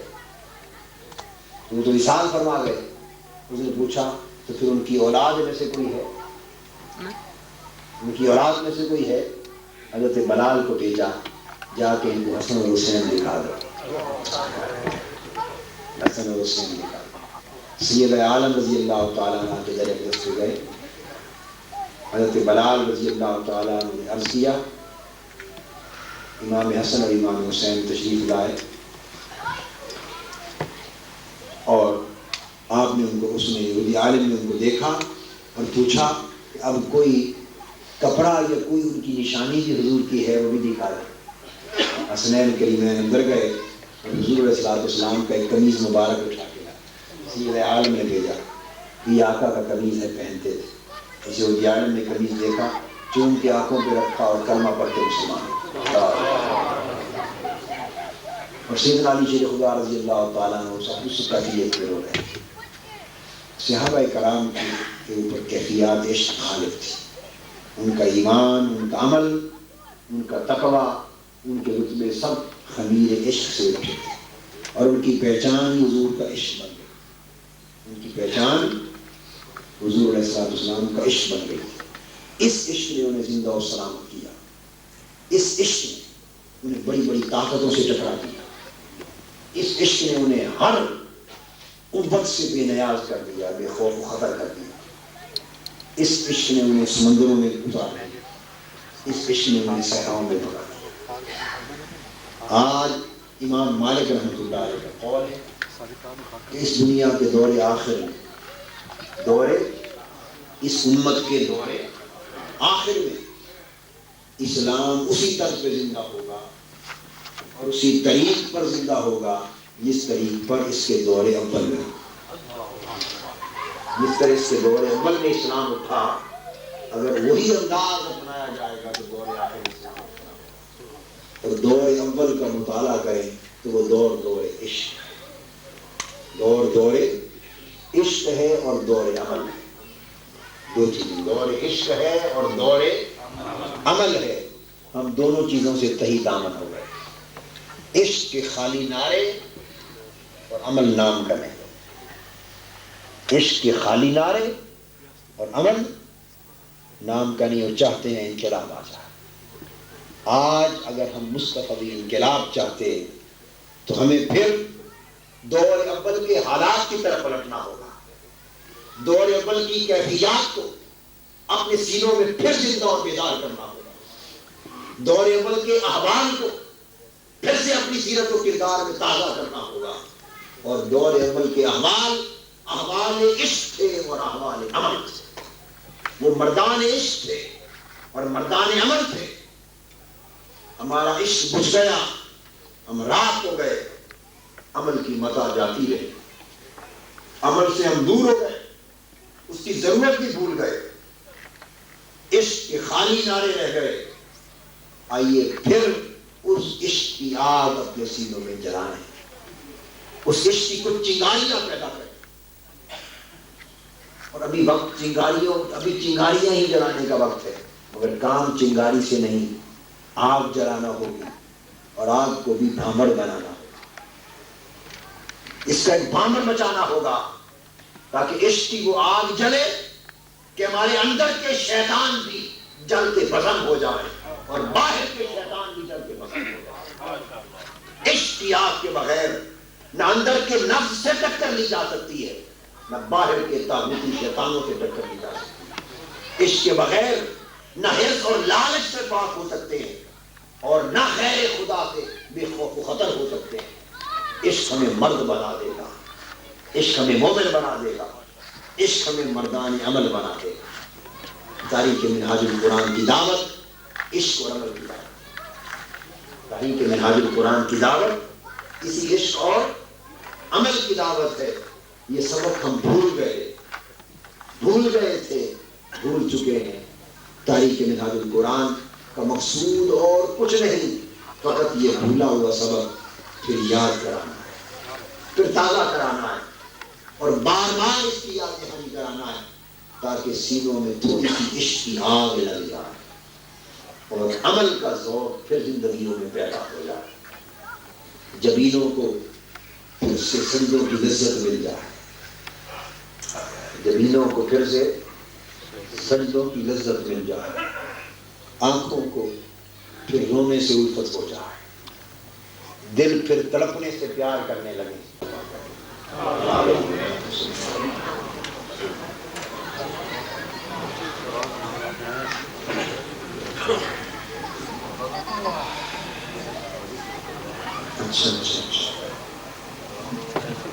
حضرات یہ جو ساتھی جا رہے ہیں میں ان سے عرض کروں گا کہ دعا